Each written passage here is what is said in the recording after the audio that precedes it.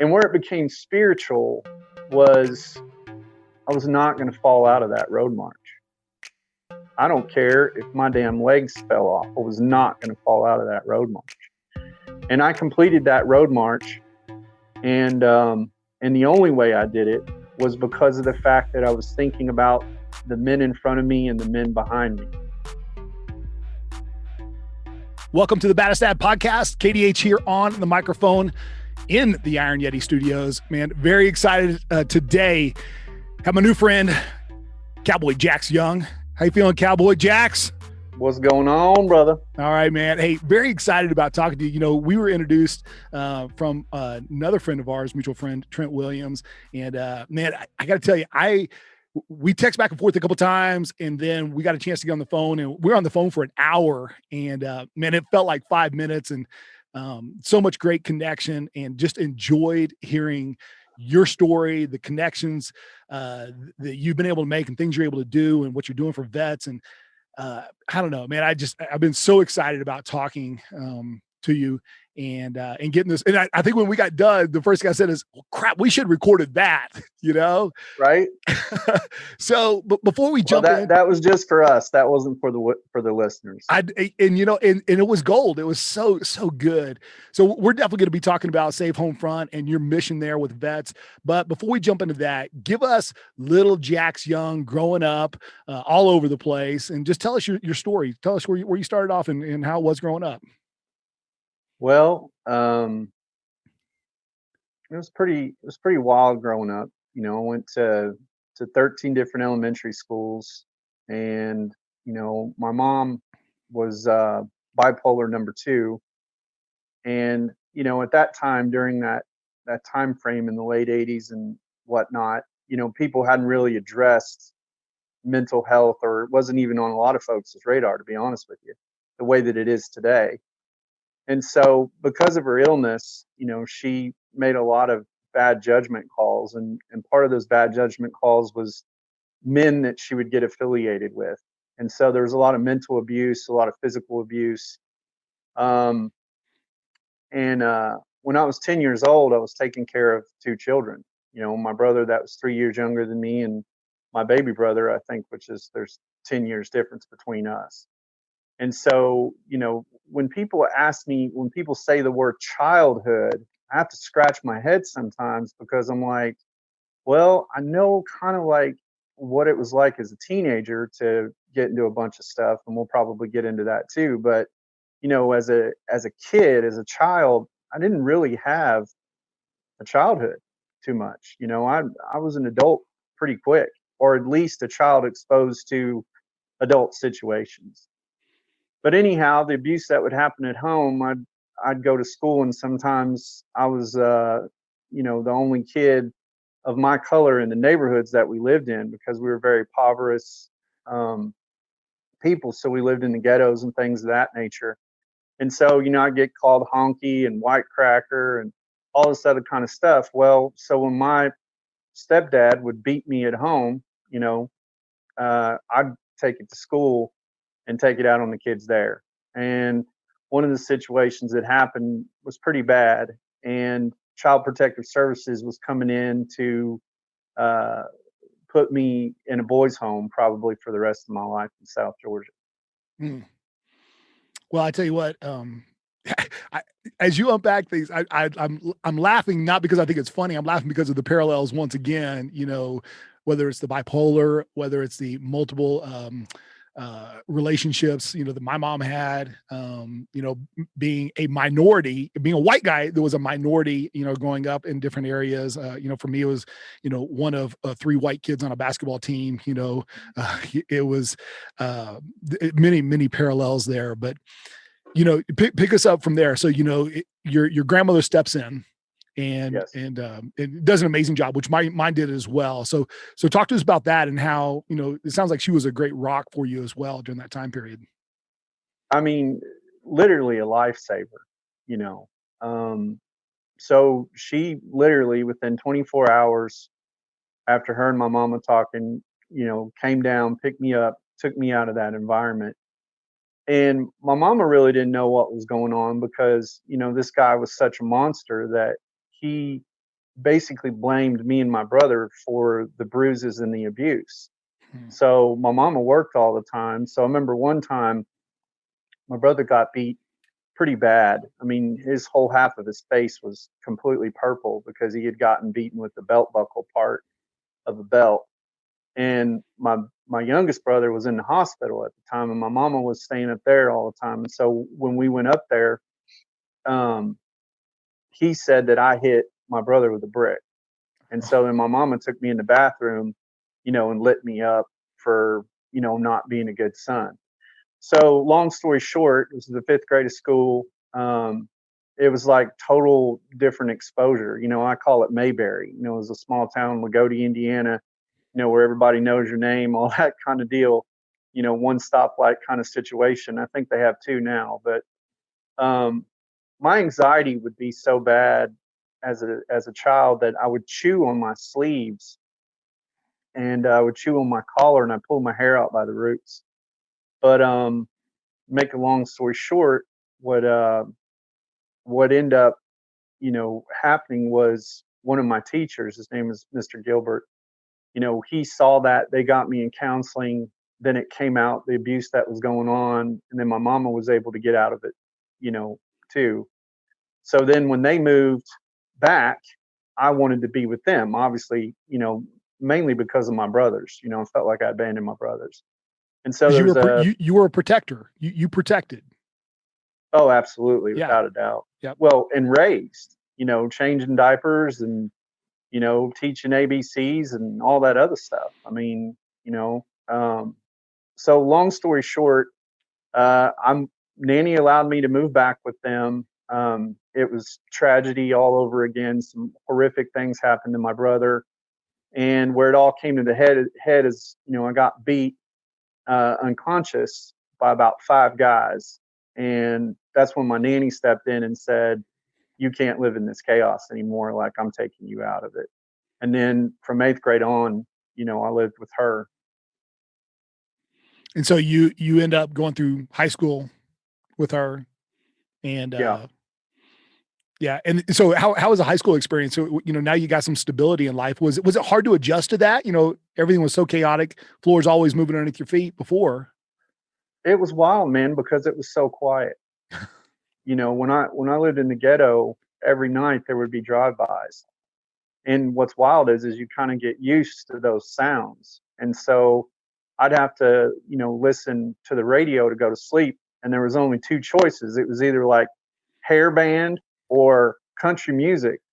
And I was like, there's no way I'm doing the hairband thing, man. I'm sorry if that insults you or whatever, but I'm just not a 80s rocker guy. Sorry, Brett. But I got to listen to these country music guys, and all my cassette tapes were like Ice Cube and Naughty by Nature and NWA and all this stuff. And then all of a sudden, I'm listening to Johnny Cash and Waylon Jennings and Fair and Young and all this stuff and George Strait. And so a whole different dynamic of my personality and my roots that I didn't even know about started to develop. But before I got there, it was more of the same. I didn't have any boundaries growing up. I didn't really have a mom or a dad growing up. I didn't even know my dad at that time. So, I started slinging, selling drugs and, being popular at parties and all this other stuff. And, was a straight F student and everything. And when I was 17, there was a girl that was killed in a car wreck. And one of my fellow classmates got messed up pretty bad too, brain damage type stuff. And in my mind, I was thinking, man, this poison that I'm peddling, you know, could have been the cause of that, you know, in a roundabout way. Somehow it might have been my drugs that caused this. And I just didn't want to be a part of that anymore. Man.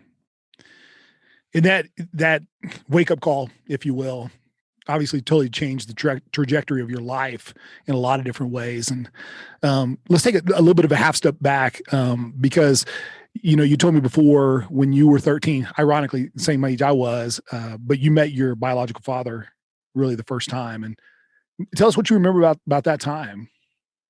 Oh, wow. You're always curious.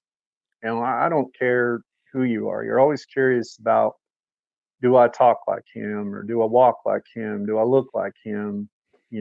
Where does some of these things I'm thinking come from? And, I when you live in chaos, and we talked about this on the phone, everything seems so normal. So it wasn't until, becoming a dad and all that other kind of stuff, that I really realized how messed up it really was. But meeting my dad was, it was surreal because he was cool, man. You know what I mean? He had the slick back hair. He's in super good shape. Was a very attractive looking dude. Like, talk the talk, everything like that. So to me, whereas if I would have met him when I was older, it may have been a little bit different. But in that moment, it was like an instant superhero in my eyes. And, the reality, he wasn't a superhero. But I would say, of my two parents, my dad has a really good heart, and come to find out, it really wasn't his fault that he wasn't in the picture. Mm. But still not easy, even though it wasn't his fault. And you, you kind of fast forward through high school. When do you join the military? Well, so I became a dad my senior year of high school, and that relationship went south because, again, I can't reinforce enough that I didn't have a mom, I didn't have a dad, especially a dad. And so with no boundaries, you don't know what to do. So that relationship fell apart under some crazy circumstances. I was going to college at the time when all of that happened, and I just started drinking heavy, and was really in a bad place, like living in slummy motels. And that summer I worked in a chicken factory. Like, I mean, it That's it was horrible. bad, brother. Yeah. So once I ran out of money and all that other stuff, I stayed with my papaw for a little bit, and he could see the writing on the wall. And so he was the one that took me to the recruiter and just said, "Get in the truck. You're going to sign up, or you're going to get out of my house." Mm. And it was the best thing that I ever did. United States Army became my daddy. So I mean, you go from a kid on the streets out there hustling, doing whatever, to all of a sudden, and no structure and no boundaries, as you said, Yeah. to now all of a sudden you are government issued. Yeah. How's We that like to say transition? knee deep in it, my friend.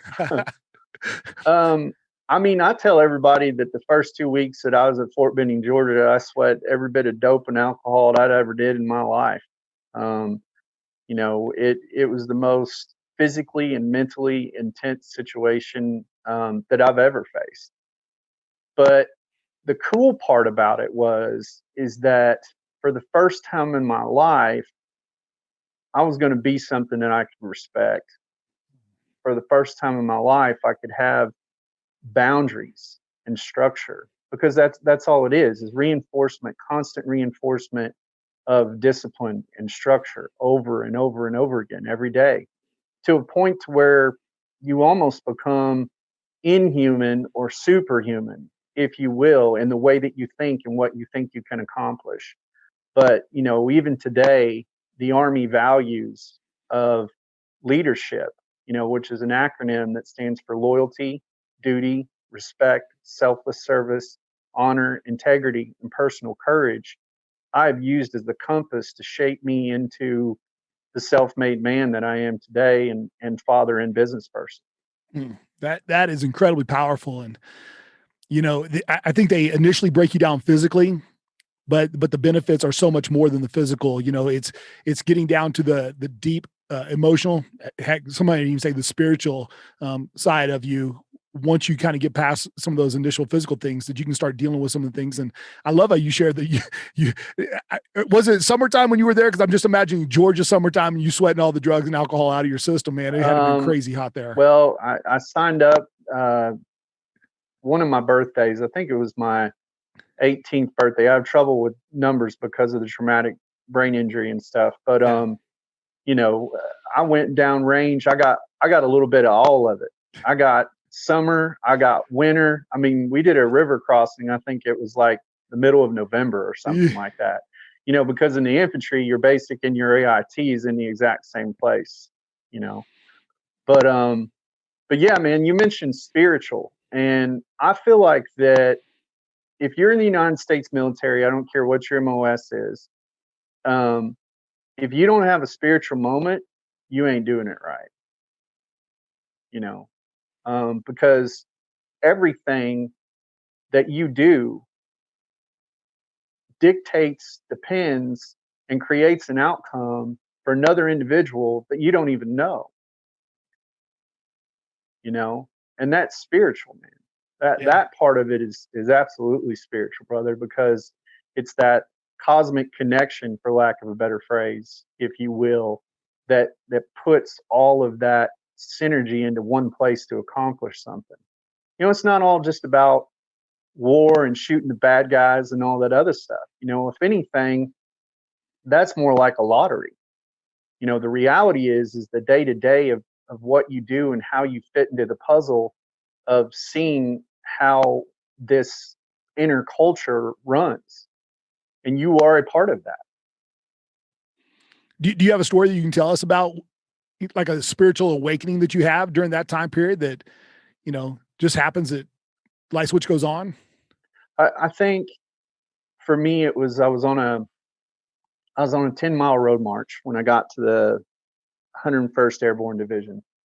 This wasn't basic training, but I was a little naive. I'll be the first to admit it, because it's about vulnerability and transparency. And so, they're like, Young, you should wear your cold weather boots on this 25-mile road march that we're going to do, because it's cold outside or whatever. And I don't know if y'all understand how cold weather boots work, but the reality of it is that you're meant to sit in spots where there's not a tremendous amount of movement when you're in cold weather boots because of the way they're insulated. And so, we crossed a river and all that, and I changed my socks out and I had the boots and whatnot. And as I'm walking on this road march, my feet start heating up. And I'm like, oh, shit. Or crap, whatever. I don't know. You're good. You're good. You're good. I mean, the name's BadAssDads, so that's right. You could drop the shit. You're I'm good. making the best to be on my best behavior. But the Cowboy comes out every now and then. But so, long story short, the meat on the bottom of my feet formed blisters. Damn. Those blisters busted, and my skin literally started to melt into my socks. And so by the time we were in the last part of the stretch of the road march, it was like thousands of needles, not nails, needles were on boards, and I was just slapping my feet down on it over and over again.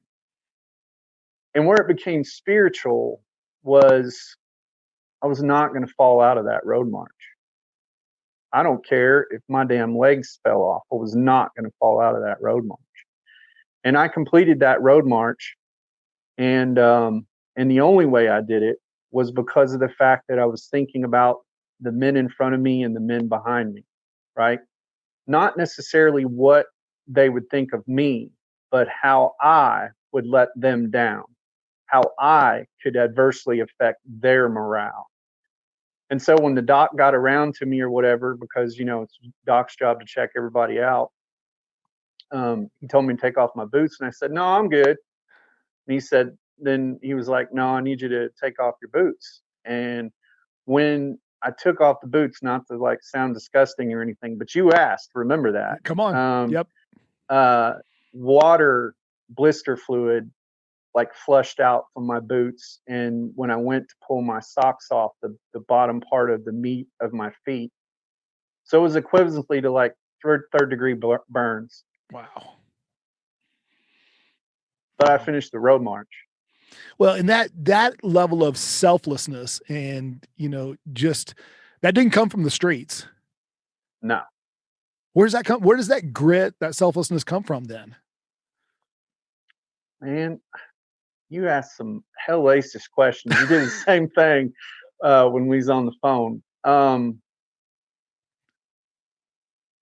I don't know. I mean, that's why I'm in counseling right now, to be quite honest with you. Like, I could give you some kind of, grandiose answer, but I've been in my life so far out of touch with myself and my own humanity, that I can't necessarily tell you where that comes from.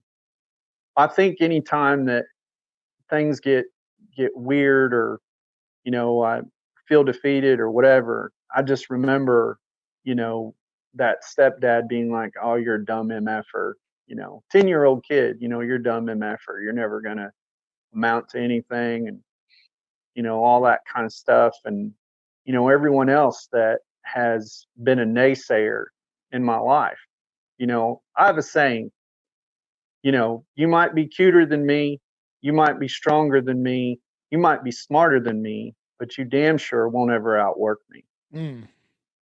And, you know, that's probably from, my nanny, getting divorced and having to take care of a 2-story house and chop wood for the house for wood burning stove and having this amazing backbone. Or, my papaw, being a self-made coal miner. You know what I mean? Not just working in the mines, but owning several of them with like an eighth grade education. So I say it's that Kentucky bloodline, probably. There you You know. go. I love it. So how long you active duty then? So my full service was, I think, 4 years. Okay. I went to basic and AIT, and then once I finished basic and AIT, I went into what was called a green to gold program, because I wanted to become United States Supreme Court Justice was my long-term goal. I was actually in school, preparing to go to the next university, to aspire to a law degree when I joined the Army. Okay. And um, so when I got to 4-year university, excuse me, I was double majored in philosophy and military science, and I was in the Green to Gold program when September 11th happened. Mm. And I I went back to active duty for 2 reasons. And again, this podcast is called Badass Dads, right? Yeah. You know, that's cool if you call me a badass dad. I think I'm still a student of the game. But again, not having a dad, the first thing that I thought about was my brothers. I knew they were out there somewhere. And I knew that if I went back to active duty, there's a good chance that one of them, if this was World War III, because that's what we all thought. Right. We Absolutely. thought that it was, so long story short, I was like, you saw Saving Private Ryan, right? Yep. So in my mind, I was like, okay, I'll go and then they won't have to. And I'll be damned if I didn't find out that not only did we all three go, but my two brothers went down range and actually are combat veterans, which is different than a U.S. veteran. And, but then when I got to Fort Campbell, I wasn't there too long before, tragedy had hit my life again. And what's that tragedy? Um, well, my wife at the time, had a shotgun wedding, all that fun stuff. Again, not having that infrastructure of my parents being around. Um, she was cheating on me, and we had gotten pregnant, and so my daughter died December 24th, stillborn. My great grandmother passed, at the same time, and then I was in a combat training exercise that ended my military career. So medically discharged at that time. No, actually, I wasn't medically discharged. Okay. The reality of it is that I was going up a ladder, and we were doing what's called a mount exercise, and basically the focus of the objective is to enter and clear a building. And so I was going up a ladder, and there was a guy above me who hadn't secured his saw ammo. Now, there ain't no lights in these buildings, so all you're seeing is muzzle flash. So there's no way that I would know that his ammo wasn't secure. So when that ammo got free, it came down and hit me in the face. And, I still got the scar on my head, and I let go of the ladder. And when I did, I landed on my head. And if I wouldn't have my K-pot on, it probably would have killed me because I fell about 11 feet and backwards. And so I'd been a high speed soldier, squared away, all that stuff. And, they took me back to the fields trains, cleaned up the blood a little bit and gorilla glued it shut. And that was the end of that. But then the next day when we went to do PT, I went to take off for a run and the road just started going all these different directions and everything else. And from there, it just went from bad to worse because of the person that was in charge of me in my chain of command. Um, Essentially, he wanted to drum me out on a bad conduct discharge, and I'd been a high speed soldier and got to be an infantry scout and all this other stuff. And so my former company commander, and I always hope that he's listening to one of these podcasts if he made it back from Iraq. But his name is Captain Stanton. And I was living in a room that was about the size of a broom closet at the time. And they'd parade me out there, every day as an example of not what to be because, I couldn't qualify with a weapon and I couldn't run and all this other kind of stuff. And so Captain Stanton was the one that stepped up and said, no, you're not going to drum them out on bad conduct discharge. So I was honorably discharged, 50% disability, but it was with a JFX identifier, which was essentially that I had a failure to adapt to the United States Army. And the reality of it was I would go the next 15 years or so living with traumatic brain injury that should have been diagnosed, that I should have been med boarded out with, that didn't happen. And here you are giving your life, and it literally, quite literally giving your life there. And it almost feels like, being shot in the back, from those you're there fighting alongside. And that's gotta be unbelievably tough. And yet throughout all of that, you go on to start S.A.V.E. Homefront. Yeah. Instead of getting angry, maybe there was anger. I'm sure there had to have been some anger. There was anger, there was that. But instead of just being, becoming a bitter old man, you decided to channel your energy a different way. So tell us, how did you get started with S.A.V.E. Homefront and the mission behind that? And I mean, that the passion that I'm just feeling from you is just, it's unbelievable, because I'm just sitting here going at it so many different turns. It would have been easy for you to just go, F it all, man, screw you guys, I'm going a different direction. And, but you just continue to be a protector, a provider, in so many different ways. So talk to us a little bit about S.A.V.E. Homefront and really y'all's mission there. And the shirt, by the way, this shirt makes history. So yeah. Well, my high school principal said that you'll be dead or in prison by the time that you're 25. My drill sergeant said, I'm going to do everything within my power to make sure that you don't graduate the United States Army. And he was the one that ended up putting my blue cord on me when I graduated basic, which is, for all the listeners out there that don't know, it's a very sacred tradition that only the infantry gets the blue cord. And he put it on me and said, intestinal fortitude. So fast forward many years later, I've been in the professional entertainment industry for some time and, dealing with a lot of stuff that I hadn't addressed because I was too stubborn to go to the VA. And I think that that's another important thing. I know this isn't a veteran podcast, but I know veterans and first responders and stuff like that are part of your audience. And, you got to be vulnerable. You got to be transparent. So fast forward, I became homeless and became a suicide survivor. And going through all those experiences, I realized that the narrative needed to change. The majority of America says they don't know how to relate to a United States veteran. And the reality is, for centuries, veterans have been misdepicted. Being in the uniform is being a military service member. What you do in your life after the uniform is what makes you either an honorable or dishonorable United States veteran. So in 2016, we opened the doors to S.A.V.E. Homefront, and our focus is to utilize entertainment projects to capture the community neighbor non-veterans' attention and then be able to educate them on actually what U.S. veterans are. And then the funding that is made from our impact with our entertainment projects, etc., goes back into getting veterans back into the workforce is, our main focus. But my papa always used to say, you got to crawl before you can walk, right? And you can't hitch a cart to the wind, right? So you got to have a horse. And so the reality of it is I think in this country, the biggest thing that we need to understand first and foremost is that veterans are not necessarily broken, are not necessarily suicide survivors, are not necessarily experiencing PTSD.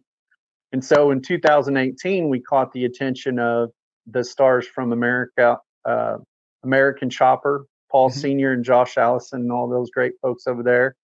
And we were awarded the 100th year anniversary chopper, and we named it Americana the Chopper.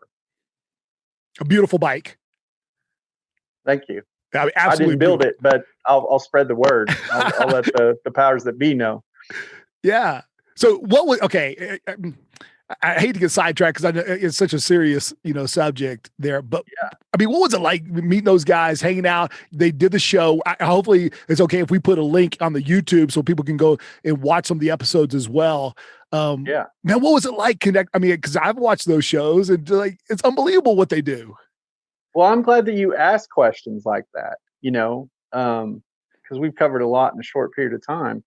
But it was awesome because I'd never watched the show. So when I met Paul for the first, come on, Kev, you know me, man. Like, I'm one of the most straightforward dudes you're ever going to meet in your life. I'm not going to blow smoke up your ass. And so this dude walks in. He's a little bit shorter, than me, but he's built like brick shit house, dude. He's 70 years old and he's yoked. He looks freaking dope. I'm like, I want to change some things so when I'm 70, I can look like that. But so anyhow, he was cool. He was very calm. I like to call him USA's dad. He's the United States of America's dad. Like everything that he does, he's always teaching a lesson, always encouraging people to be the backbone and all this other stuff. So all that stuff that they, say about him on the TV and the tabloids and all that other stuff, that's not the man that I met. And he absolutely has a heart for patriotism and belief in this country because he started in steel. He has a unbelievable story. And so yeah, Paul's amazing in the work that they done to.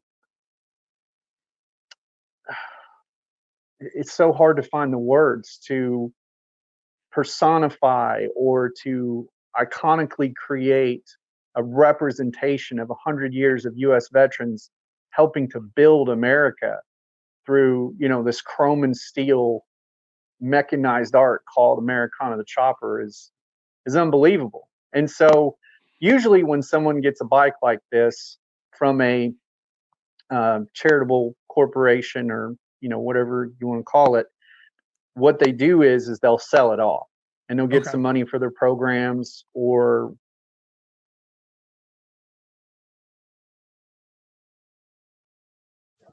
but for me, it was amazing because we had the ability to create something bigger than ourselves. And I felt like that it belonged in a museum, right? Not in somebody's garage. Yeah. But did you got to ride it though, right? Man, the Cowboy Jax brand isn't just a title, man. Like I ride horses. I rode horses all over this country. I've been thrown more times than I can count. Yeah. No, I'm not a motorcycle rider. So that was the other part for me was like, man, we got to get some people on the team, that understand bikes and all this other kind of thing. So isn't that wild? And that is wild. I thought you were going to say, yeah, I rode it like from Jersey all the way back to Nashville or something. So, okay. So, no, so part I could lie. I could have lied and just been, oh yeah, I rode the hell out of that bike. I didn't know anything about riding a motorcycle, man. Okay. So, So if people are watching the video right now, maybe they're just hearing the podcast. So over your left shoulder right now, you have the shirt. This shirt makes history. And so one of the things going into this next year, you're donating the bike to the Smithsonian, right? Yes, that's That's the the goal. goal. Yeah, the goal is to create a pop cultural icon, right? Like we want to get it in movies, we want to get it with other celebrities that are US veterans, all this different kind of thing. Possibly do a toy, get it in a video game, because there's over 4 million foot traffic at the Smithsonian. So imagine if non-veterans, community neighbors, and veterans come together, to save this piece of history, right? And everyone for the next 100 years gets to know the story of how we came together in one of the most tumultuous times that I've seen in my 42 years on this planet, and been able to create such an awesome, amazing thing with, getting this shirt. Well, and I love that, and I love that you are echoing, the sentiment of unity, and that's what we need during this time. And once again, I kind of feel like a broken record here, but the bike is beautiful, first of all, and Yes. I know you got several pictures that are with it with you and Linda. It was you and Linda on standing beside the bike, right? Yes. Yeah. So Linda, your fiance, and so, man, I tell Well, she you, hasn't said yes yet. That's oh, oh, TBA, oh, oh. but yeah, All right, she's holding out by on the you. time this airs, we'll know. I might be calling you with crying in my beard. All Linda's right, amazing. we'll work through that as well for sure, for sure. One of the things I loved when we were talking, shifting gears here a little bit, you actually quoted Denzel Washington, and when we're talking about unity and all that's going on right now, and the quote that you gave me from Denzel Washington was, where are the fathers Mm. during all this going on right now? And badass Starts in the dads. home. I'm sorry. It starts in the home. Starts in the home. Well, as badass dads, our tagline is forging stronger fathers. And I really believe that for the next generation to be, better, for our world to continue to get better, I think it's going to start at home. I think it's going to start with the dads. I think there is a revolution that is happening, and it's going to be led and won by the fathers in our world right here in America. And that's what Badass Dads is about. And so, I love that you're excited and you're passionate about that. And so you've got two boys. You Yes. have Christian, who's I think 20 years old. Is that right? I think, and Dylan's about Yeah, I 10, think I think he's I think he's 23. 23. Okay. And yeah, and the only reason that I know that Dylan is 10 is because he's been, with me every day of his life since then. Yeah. Christian and I actually reconnected when he was about to turn 18. And so we talked a little bit about that because you have a unique part of the story. I've shared my story. That I just met my biological father for just the second time. I met him, in 1990, and then you fast forward 30 years, and I meet him again just here this last year. And so I have one side of the story, but you have a unique perspective in that you didn't know your dad growing up. You meet when you're 13, you meet a second time later in teens, and then a similar situation with your oldest Christian, where y'all don't really get to connect, and you're in, and it's no fault of your own, but it doesn't matter, man. There's still something about it, and you guys have been able to at least somewhat reconnect, man. How do you put those pieces together, for yourself now, and now raising Dylan, who's 10 years, plus younger, he's 10 years old now. How is that? How is it being a dad? And why is that so important to you? Because I didn't have one.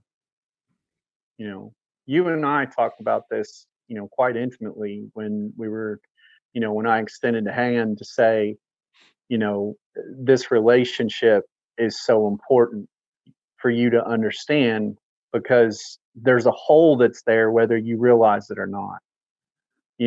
And so being a father for me is the most important work that I'll ever do. I'm on the platform of wanting to create global impact, to actually, when my dirt comes, for people to be like, Cowboy Jax, like, he fought the good fight for America, and he fought the good fight for wanting to make a difference for the world. But the greatest work that I will ever do will be being the father of Christian and of Dylan. you know, and getting into that, digging into being a dad, which is, the whole purpose of this podcast. You have these extraordinary men that are also fathers. Let me tell you something. I have met the vice president of the United States that was the president at the time when I was in the Army. I have worked with icons. I have shared the stage with legacy of icons. The coolest thing that happens in my life is when my son uses integrity. Not saying, oh, I didn't do this because I didn't want to get in trouble, but him doing it because of the kind of person that he wants to be. And that's the way I've been training him since he was 5. Mm. And I call it training. I absolutely call it training because I am preparing him for the people that are outside of that door, that don't care about him, that do want to take advantage of him. And I'll tell you another thing that I do as a father too, that I want to share with all the dads out there. Your kid cannot do whatever it is that they want to do. They can do whatever they're good at. Mm. And it's important that you have that intimate relationship with them so you understand and you're able to nurture what they're good at. It always chaps me when we create this illusionary world for children and they get so far away from what they really could be because they're beating themselves up over the disappointment of what they wanted to be. Right? Sometimes that lines up the same. But I would have never gotten professional entertainment if my battle buddy wouldn't have been killed in Iraq. I'd probably still be bouncing around doing God knows what because I was just kind of lost when I first got out. So the other thing that I teach Dylan on a daily basis is that, yes, his dad's a United States Army veteran, but my life is centered on what I did after the uniform. We talk about military service sometimes, but I want my son to see the reflection of who I am right now, not what I once was, or potentially could have been. What a great lesson. What a great lesson. One of the things that actually Stephen shared with me, man, this is quite a while back, but I'd love to hear your response on this. We have an opportunity as a dad that we can either prepare the path for our children or we can prepare the children for the path. Where do you see yourself as? Do you prepare the path for them or are you really more focused on preparing the child for the path? Well, you can't prepare for a path, right? Because, not to like have similarities or parallels, but, there's always going to be contingencies in your life. I mean, look at how many times that I had turns of things that I had to reinvent myself. I was homeless a few years ago. You know what I mean? That wasn't the path, right? Right. That's where I ended up. And so you teach your children how to prepare themselves for any path, right?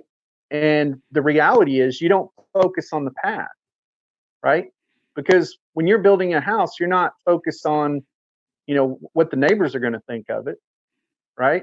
You got to focus on the nails, you got to focus on the boards, you got to focus on the foundation, right? So your friend is absolutely 1,000% spot on in the sense of saying to be able to adapt and overcome any situation within reason. Now, I also want to say another point that I talk about a lot as a motivational speaker, or what I like to say, life speaker. I don't think I'm just a motivational speaker because I talk about life. Yeah. You have to prep to fail. If you don't understand what failure is, you're never going to be successful. So another thing where I really dial it in with both my boys, Christian's deployed right now. He's in the United States Navy.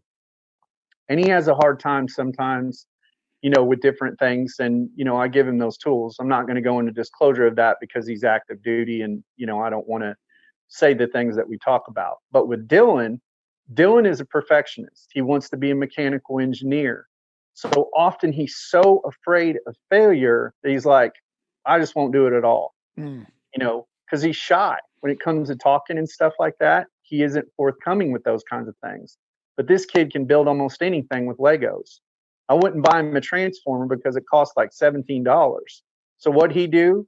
He took the Harry Potter car that he has and he created a fully functional transformer. Wow. Love that. Right? Love So that.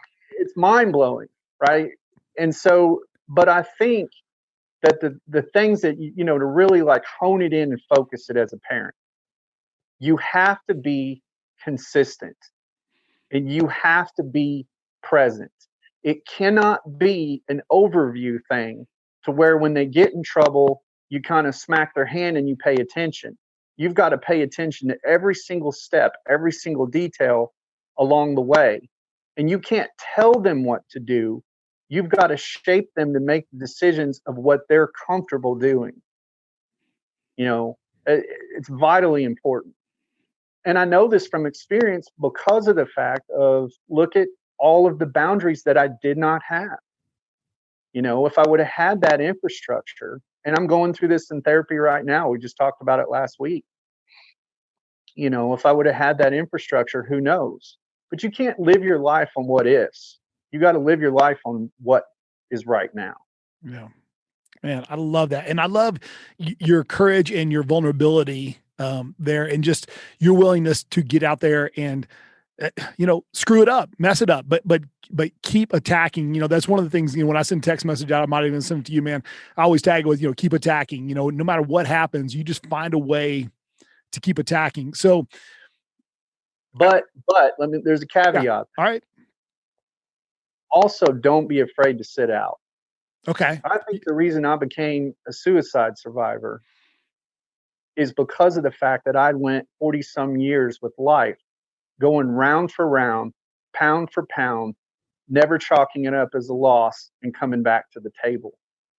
You have to keep attacking, but you have to keep attacking strategically what is within your means. Because once you step out of what's physically or mentally in your means, then you're already defeated and you don't even know it. Okay. So here's exactly what you said to me. So I have some notes on this because you said you need to know when to take a knee. That was the words that you used when we were on the phone.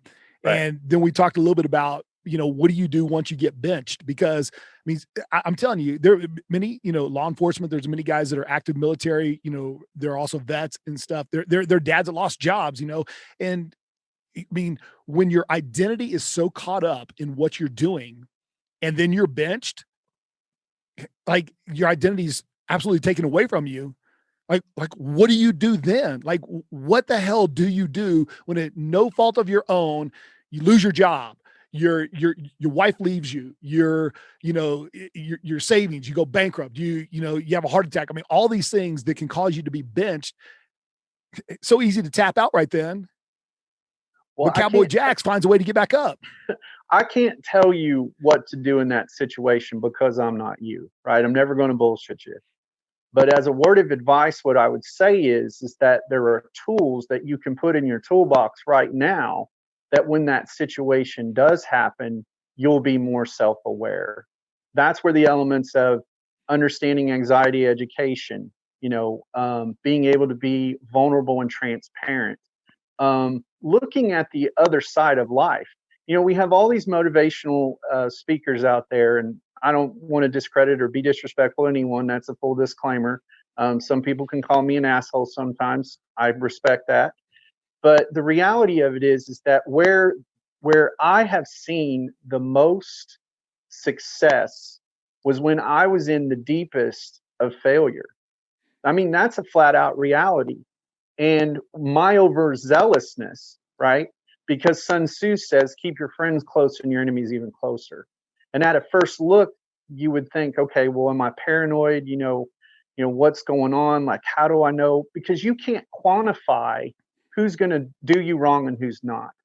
The reality of what I think Sun Tzu is saying is that know your strengths, but know your weaknesses that much more.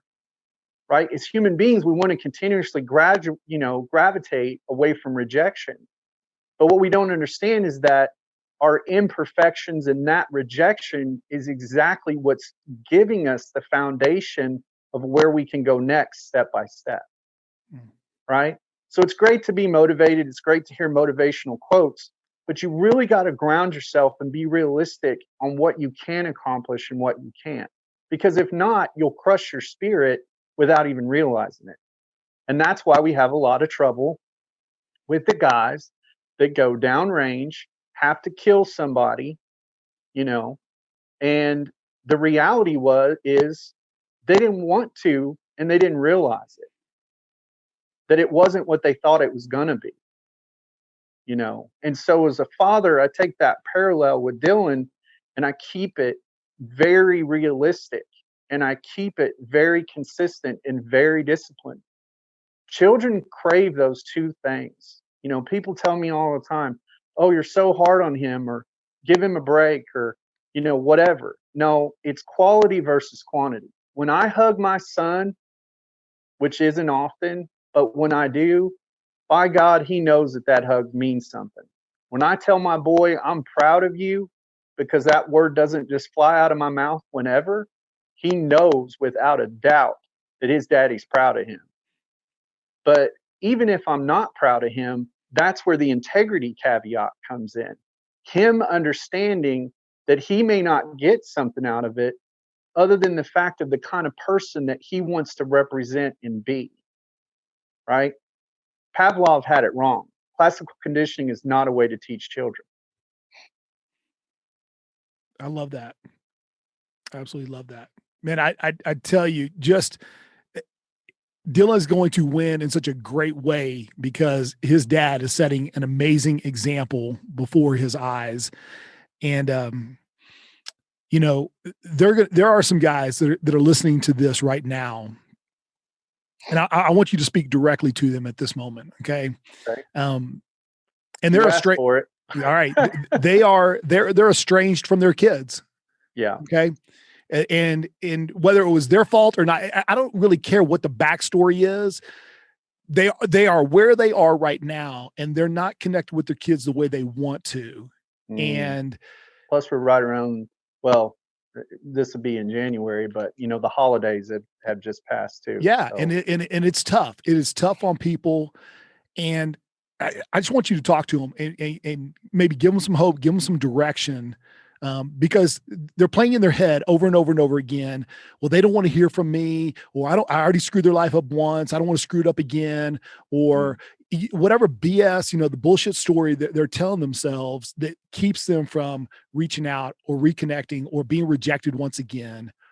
Now, what do you say to them right now? Let it hurt. And that's why I pause there, because it is partially your fault that you don't have that relationship. And until you identify with yourself, meaning going through the pain, because you got to go through the pain in order to find the clarity. Um, you know, you're not gonna heal that relationship, and you're most certainly not gonna heal yourself. Don't focus on the things that are completely out of your control, even though you may think that you can, even though you may think that that may make a difference. Realize that this time period is a time period that was meant to be for you to learn something, for you to grow in some way. And most importantly, don't live with the regret. Don't live with regret. I don't believe in regret. I don't believe in regret and I don't believe in wishes. I believe that life is step by step. And at any point, you can take a different step if you want to, if you see the value in it. You know, not the cookie cutter, oh yeah, this seems like the right thing, or I should be amicable or anything else, because I can tell you right now, I've had my moments where I've been at my wits' end. But the one thing that has always given me value is realizing that these are all lessons, and you're just flat out stupid if you don't pay attention to it. Because the reality of it is, the relationship between your child and you is there until you're in the dirt or they're in the dirt. So even though you might be at the lowest point right now, if you give up on yourself and you give up on that opportunity, then you know that there's not going to be anything in the end. But if you continue to learn and you continue to take it step by step, then you will have something amazing to show your child when that time comes around. Mm.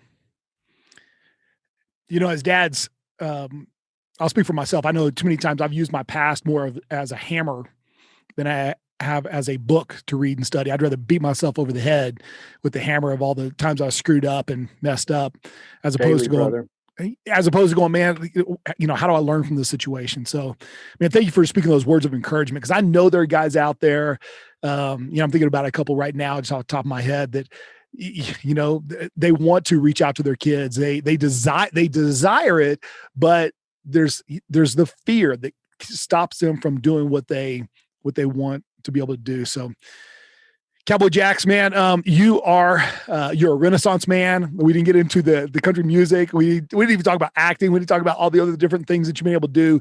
But beyond that, you are a badass dad, and you are a mighty man of valor, and you are out there delivering not only for your family, but you're standing the gap for those veterans out there. And I love how you are wanting to, you know, help vets up and not just give them a handout. So once again, if people want to, we'll put all the links in the show notes as well. But if people want to support, want to, you know, get the shirt, you know, that's one of the great ways to be able to do it, is to get the shirt, to wear the shirt, you know, and the goal is to get to is it 1 million? Is that what it is? Yeah, two things just real quick on Yep. the shirt. Number one, the shirt is designed to be a skeleton key for any marketing strategy that you have in your business. So, for instance, let's say we're at the top of the year and you're in the health and fitness business. Well, you can buy a bunch of these shirts and be able to say, you know, how are you going to make history? Are you going to lose 10 pounds? Are you going to lose 15 pounds? So it's developed for marketing strategy for everyone, and everyone to be able to wear it and create their own history. The other piece of it is that only 1 million people will have this opportunity. Once 1 million people have seen this message, and we have these quantifiable metrics that 1 million people across the United States understand what we want to accomplish, that's it. There will be no more of these shirts. They're 100% American made, with Authentically American. They're custom made. You can't buy them or recreate them anywhere else. We've designed them to be the most comfortable thing that you'll ever wear. And the great thing about Authentically American is their mission is to create American jobs. And they do that through selling apparel. And then lastly, Paul Sr.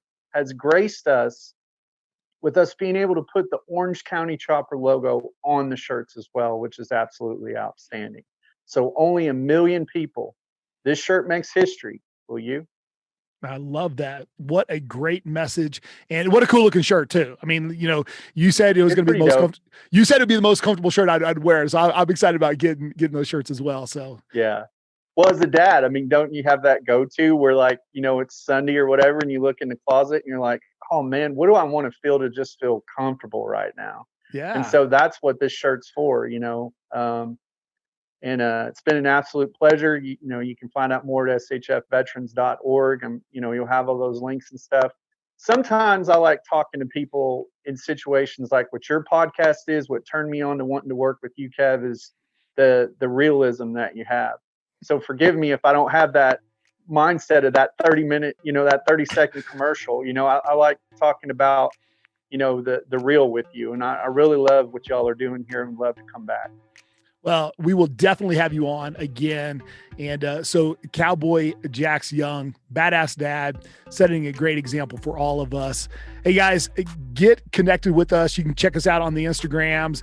Working on also getting on Parler. Haha, you didn't know I knew that, did you, Steven? So I know about I know, totally crazy. Moving in. Hey, I'm rocking one of our new shirts. Let me send one out to you, Jax, as well, so you can get those on the website. Check us out at BadAssDads.org, and have a badass day, have badass holidays, and we are out. Hey guys, just want to thank you so much for listening to the Badass Dad podcast.